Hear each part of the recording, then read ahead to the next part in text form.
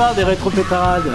Donc c'est une rencontre qui existe depuis l'année 2000. Donc moi j'étais un nouvel habitant du village et je trouvais que ce beau village se prêtait totalement à l'organisation d'une rencontre automobile. Et donc j'ai imaginé la manifestation automobile et j'ai proposé au comité des fêtes, l'amicale des Avnodis exactement, je leur ai proposé l'organisation. Ils m'ont dit super, on se met au service de cette organisation, toi tu t'occupes de la partie voiture, nous on gérera toute la partie accueil, logistique, restauration. Voilà, et on a imaginé petit à petit toutes les modalités de la manifestation.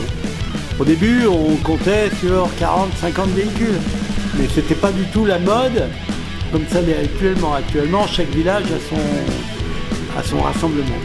Est-ce que sans vouloir nous vanter, ce que notre village a d'unique, c'est que les voitures sont rangées par thème et par marque,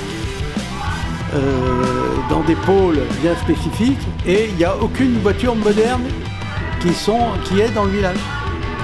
Donc c'est un peu ce qui fait la marque de fabrique des Avnodis, voilà. On fait ça tous les 2 ans parce que n'étant ni un club, ni une commune, on fait appel à chaque bonne volonté. Il faut noter qu'aujourd'hui on a 35 bénévoles du village sur 125 habitants, ce qui est extraordinaire, des petits aux plus grands. Voilà. C'est une manifestation conviviale, à but convivial. On essaye de créer du lien entre les gens. Moi, mon support, c'est l'automobile ancienne, c'est ma passion. Et tout le village marche à fond dans cette idée. Alors moi, j'étais instituteur spécialisé pour les jeunes sourds. Voilà. Donc, je fais appel aux jeunes sourds et aux sourds moins jeunes qui ont des voitures de collection et qui pourraient venir parce qu'on peut se débrouiller pour parler en langue des signes avec eux. Voilà. Alors on a commencé avec 80-100 véhicules inscrits. Aujourd'hui on était hier soir à 184 inscrits. On a eu quelques défections vu les conditions climatiques.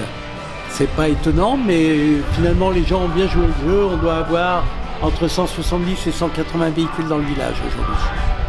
On a des modèles totalement exceptionnels. Moi je recrute sur les bourses, sur les rassemblements. Je mets des flyers sur les voitures qui me paraissent particulièrement intéressants. Top. Et j'essaye de rencontrer chaque propriétaire. Ce que je fais aussi, j'appelle tous les propriétaires individuellement. Voilà, donc c'est une manifestation qui me demande 3 mois de travail au téléphone. Mais je le fais bien volontiers, et pour le village, et pour ma passion. Donc le jeune Bouvet de 1923 est amené par un jeune homme de 23 ans. Donc je voudrais saluer la performance, car c'est bien que des jeunes prennent le relais, surtout avec des voitures aussi anciennes. Il y a plein d'autres véhicules à signaler, bien sûr, je les signalerai tout au long de la manifestation. On a aussi une très très belle Jaguar type E, amenée par un monsieur de Saint-Laurent-de-Mur, qui avait un petit peu peur ce matin de la grêle, on peut le comprendre quand on voit la voiture. On a une XK 140. On a un plateau Jaguar totalement exceptionnel, qu'on n'a jamais eu. On a aussi un plateau BMW qu'on n'a jamais eu. On a des belles Mercedes. Et puis évidemment, toutes les voitures qui sont très chères à mon cœur, toutes les populaires françaises des années 60 à 80. Je remercie évidemment tous les bénévoles du village d'Avna, tous ces gens qui, tous les 2 ans, se mobilisent pour vous offrir ce moment de convivialité, ce moment de gentillesse, ce moment de partage, et qui se décarcassent pendant 2, 3, 4 jours pour pouvoir vous restaurer, vous accueillir dans les meilleures conditions. Alors je crois que tous ces gens, on peut les applaudir et les remercier.